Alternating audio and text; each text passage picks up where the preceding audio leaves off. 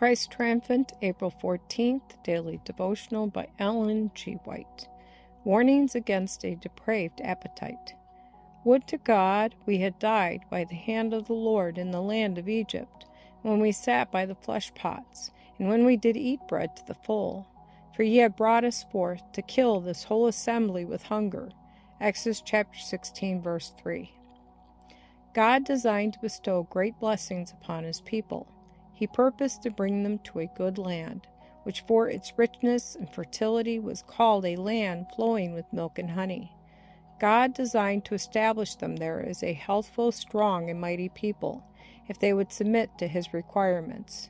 The people of Israel had lived upon rich and luxurious food in Egypt, not the most healthful for them, and God would bring them through the wilderness to the good land he had promised them.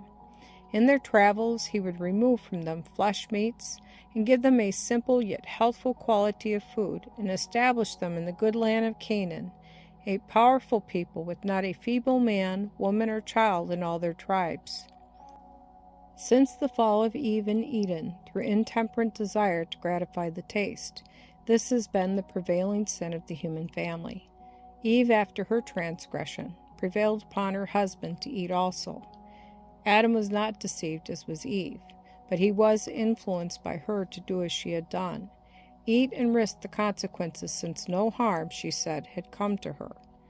Adam yielded to the temptations of his wife. He could not endure to be separated from her. He ate and fell from his integrity.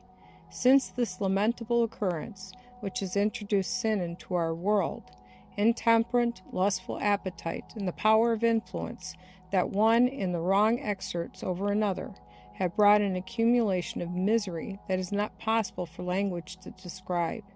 In no other way has Satan come with his temptations to fallen humankind as successfully as through the appetite. In their journeyings through the wilderness, rebellion and insurrection were continually arising in the armies of Israel, because their depraved appetites would not be indulged. Moses was brought into the greatest perplexity, and his heart made sad through the continual murmurings of the children of Israel, because God, for their own good, withheld from them flesh meats. They were continually imagining trouble and anticipating evil. They were jealous of Moses, thinking that he might have selfish motives in leading them from Egypt, that it might be his desire to lead them into the wilderness so that they may perish there, and he enrich himself with their possessions.